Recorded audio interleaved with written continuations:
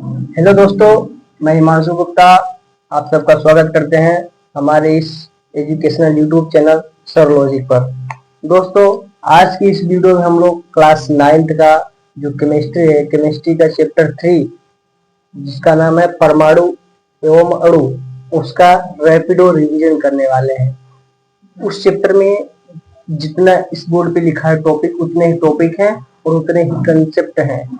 सारा चैप्टर का निचोड़ है, समझ लीजिए। पूरा का पूरा कंसेप्ट है। आप लोग एक बार एंड तक जरूर देखिएगा, सारा चीज क्लियर हो जाएगा इस चैप्टर से रिलेटेड। देखिए दोस्तों, चैप्टर का नाम है परमाणु एवं अणु। तो सबसे पहले परमाणु के बारे में जानते हैं, परमाणु होता क्या है। तो देखिए, एक जॉन डाल्टन नामक वैज्ञानिक थे, उन्होंने ही परमाणु की खोज किया। उनका कहना था कि परमाणु जो है किसी भी पदार्थ का सूक्ष्मतम इकाई होता है, यानी वह अविभाज्य कण होता है।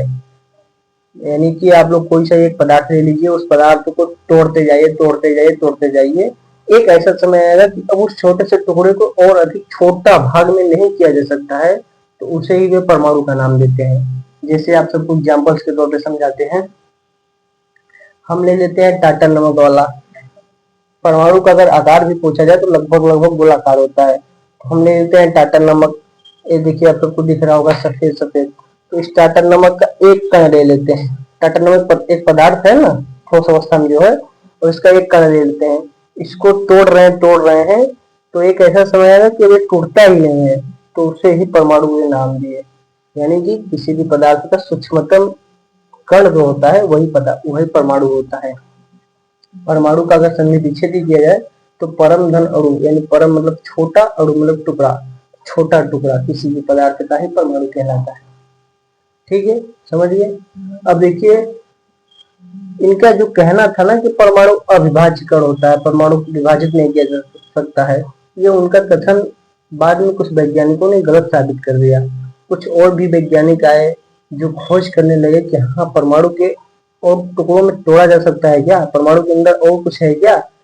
तो 3 वैज्ञानिक थे। तो वैज्ञानिकों ने उसको तोड़ा और तोड़ने के बाद कहा कि जो परमाणु है, परमाणु के 3 मौलिक कण है, यानी कि परमाणु के 3 अवपरमाणु हैं, समझ सकते हैं। पहला जो कि परमाणु का मौलिक कण में इलेक्ट्रॉन, दूसरा प्रोटॉन, तीसरा न्यूट्रॉन। समझिए, इलेक्ट्रॉन, प्रोटॉन, न्यूट्रॉन परमाणु के 3 मौलिक कण हैं। उनका कहना यह था कि जो इलेक्ट्रॉन है, इलेक्ट्रॉन पर ऋणावेश होता है, मतलब ऋणात्मक आवेश होता है। जो प्रोटॉन है, प्रोटॉन पे धनात्मक आवेश होता है। और जो न्यूट्रॉन है, न्यूट्रॉन विद्युत उदासीन होता है, उस पर कोई भी आवेश नहीं होता है। जैसे देखिए, ये परमाणु की संरचना है, समझिए। तो परमाणु की संरचना में उनके कहना था वैज्ञानिकों का कि जो इलेक्ट्रॉन है, इलेक्ट्रॉन परमाणु के जैसे नाभिक हो गया, प्रोटॉन प्लस न्यूट्रॉन, यानी प्रोटॉन प्लस न्यूट्रॉन से मिलकर परमाणु का नाभिक बना हुआ है। और इसी नाभिक के चारों ओर इलेक्ट्रॉन चक्कर लगाता है, समझिए।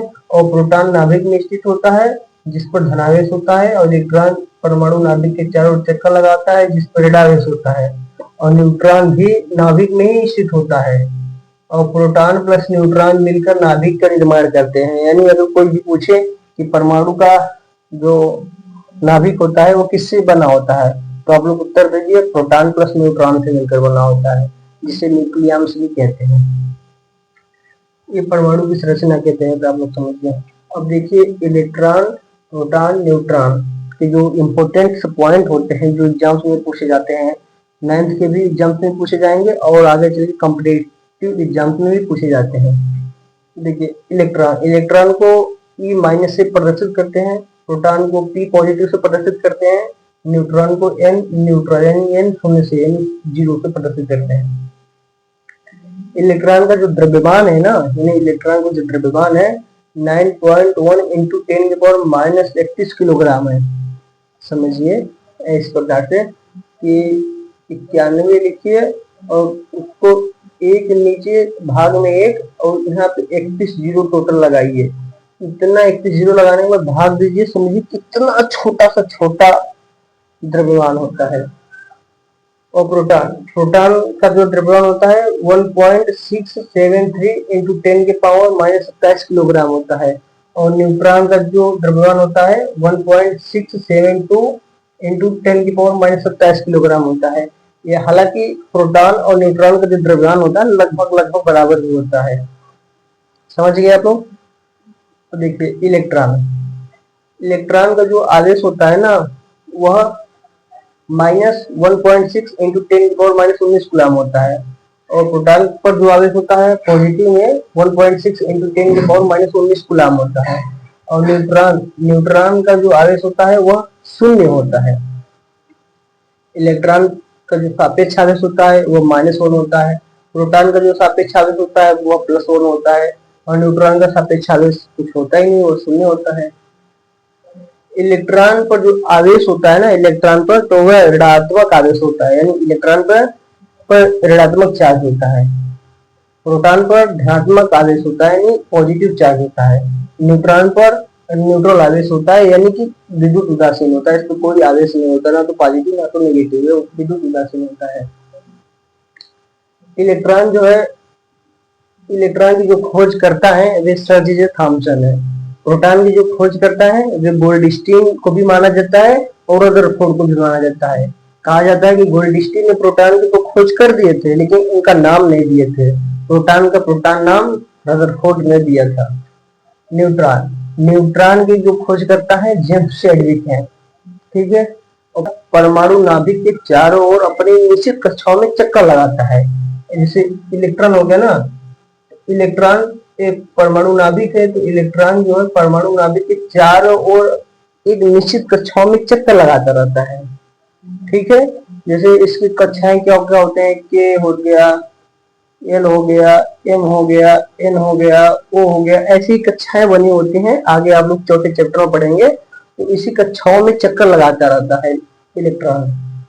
और जो प्रोटॉन होता है ना वो कुछ भी नहीं होता है। प्रोटॉन जो है परमाणु के नाभिक में स्थित होता है, बस उसका हिलना डोलना नहीं होता है।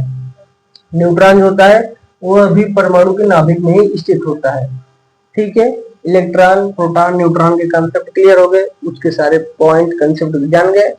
अब देखिए आप लोग परमाणु क्रमांक जानिए। परमाणु क्रमांक को Z से प्रदर्शित करते हैं और किसी भी परमाणु का जो इलेक्ट्रॉनों की संख्या है या फिर जो प्रोटॉनों की संख्या है उसे ही हम लोग बोलते हैं परमाणु क्रमांक। समझ गए। जैसे हम लोग ले लेते हैं एक हाइड्रोजन। हाइड्रोजन में तो हमारा एक परमाणु है, तो हाइड्रोजन भी एक परमाणु है, तो इसका जो परमाणु क्रमांक है 1 होता है, इसका जो द्रव्यमान होता है 2 होता है। हालांकि डिनोट करने के लिए हम लोग x का यूज करते हैं कि x है, नीचे जो है उसे परमाणु क्रमांक बोलते हैं, ऊपर जो है उसे हम लोग बोलते हैं परमाणु द्रव्यमान, यानी कि इसे परमाणु क्रमांक, इसे हम लोग द्रव्यमान संख्या बोलते हैं। तो परमाणु क्रमांक यानी कोई भी परमाणु है उस परमाणु में जितना इलेक्ट्रॉनों की संख्या है या फिर जितना प्रोटॉनों की संख्या है उतना ही परमाणु क्रमांक होता है। और जो द्रव्यमान संख्या है, द्रव्यमान संख्या यानी जो परमाणु के नाभिक में जो न्यूट्रॉन है, न्यूट्रॉनों की संख्या है और जितना प्रोटॉनों की संख्या है, जितना न्यूट्रॉनों की संख्या है जितना प्रोटॉनों की संख्या है, उसे ही हम लोग बोलते हैं द्रव्यमान संख्या। ठीक है। Concept clear. इसे ए से प्रदर्शित करते हैं द्रव्यमान संख्या को। अब देखिए समस्थानी क्या होते हैं, इसे समझिए। समस्थानी मतलब समान, स्थानिक मतलब स्थान या फिर परमाणु क्रमांक समझ लीजिए। मतलब कि ऐसे दो परमाणु जिनमें से जिनका परमाणु क्रमांक समान हो लेकिन परमाणु भार भिन्न भिन्न हो। मतलब कि जैसे परमाणु क्रमांक 6 इसका है, कार्बन C6 का, कार्बन C6 का भी 6 है, लेकिन इसका परमाणु भार अलग अलग है, इसका 12 है, इसका 13 है। तो मतलब कि ऐसे दो तत्वों का परमाणु क्रमांक जिनका परमाणु क्रमांक समान हो लेकिन परमाणु द्रव्यमान भिन्न भिन्न हो, तो उसे हम लोग बोलते हैं समस्थानिक। संभारिक वो होते हैं जिनमें परमाणु क्रमांक भिन्न भिन्न हो लेकिन परमाणु भार समान हो। जैसे कि आर्गन Ar18 इसका परमाणु क्रमांक है, कैल्शियम Ca20 इसका परमाणु क्रमांक है, लेकिन इसका परमाणु भार आर्गन का भी 40 होता है, कैल्शियम का भी 40 होता है, यानी परमाणु भार समान है लेकिन परमाणु क्रमांक भिन्न भिन्न है। तो ऐसे सिचुएशन को हम लोग बोलते हैं समभारिक। ठीक है, कंसेप्ट क्लियर हो गया। अब देखिए दोस्तों, एक आता है रासायनिक संयोजन के नियम। तो रासायनिक संयोजन के नियम में दो हम लोगों को पढ़ने हैं क्लास 9 के लेवल में। एक तो है द्रव्यमान संरक्षण का नियम और दूसरा है स्थिर अनुपात का नियम। तो द्रव्यमान संरक्षण का नियम को जो खोज किए थे वो लावासियर किए थे, और स्थिर अनुपात का नियम को जो खोज किए थे वो प्राउस्ट ने किए थे। तो द्रव्यमान संरक्षण का नियम यही कहता है कि जैसे हम लोग ले लेते हैं, कार्बन ले लेते हैं प्लस ऑक्सीजन ले लेते हैं, हमारा बन जाता है CO2। तो इसको हम लोग बोलते हैं अभिकारक, इसको बोलते हैं उत्पाद। तो उनका कहना यही था कि द्रव्यमान संरक्षण के नियम के अनुसार द्रव्यमान का तो ना तो सृजन किया जा सकता है और ना ही उसका विनाश किया जा सकता है। यानी कि इस घटना के दौरान जो भी अभिकारक है, अभिकारक यौगिक हैं, वे मिलकर के जिस भी पदार्थ का उत्पाद बना रहे हैं उसके दौरान इसका जो परमाणु द्रव्यमान है वो उतना ही रहेगा, नष्ट नहीं होगा। अब देखिए दूसरा स्थिर अनुपात का नियम। स्थिर अनुपात का नियम यही कहता है ना कि जैसे हाइड्रोजन ले लेते हैं, ऑक्सीजन ले लेते हैं और हमारा बन जाता है जल, यानी H2O। हाइड्रोजन का एक अणु ऑक्सीजन के दो अणु मिलकर के हमारा बना देते हैं मतलब H2O, हाइड्रो मतलब सॉरी जल बना देते हैं। तो इनमें जो द्रव्यमान है ना, यानी इनका कहना यह था कि स्थिर अनुपात का नियम यही कहता है कि जैसे कोई भी एक यौगिक है तो उस यौगिक में जो द्रव्यमान होता है ना वह एक निश्चित अनुपात में मिला होता है। जैसे जल में 1.8 का अनुपात एक निश्चित अनुपात है, इतना ही अनुपात में अगर मिला हुआ रहेगा हाइड्रोजन प्लस ऑक्सीजन तभी जाकर के जल का निर्माण होगा, नहीं तो कुछ दूसरे यौगिक का निर्माण हो जाएगा अगर कुछ आगे पीछे ले लेते हैं। ठीक है दोस्तों, आशा करता हूँ आप सबको यह वीडियो समझ में आया होगा, पूरी क्लासेस समझ में आई होगी। अगर वीडियो समझ में आई है, क्लासेस समझ में आई है दोस्तों, आप लोग इसे वीडियो को लाइक शेयर और सब्सक्राइब जरूर कीजिएगा इस चैनल को, और अपने दोस्तों के पास शेयर जरूर कीजिएगा और बताइएगा कि 10 से 12 मिनट में सारे उस चैप्टर के कंसेप्ट समझ में आ गए। और मैं ऐसे ही हर एक चैप्टर का बना दूंगा, 9th का भी 10th का भी, जिससे आप लोग एग्जाम्स के टाइम में रैपिड और रिविजन की तरह रिविजन कर पाएंगे। थैंक यू दोस्तों।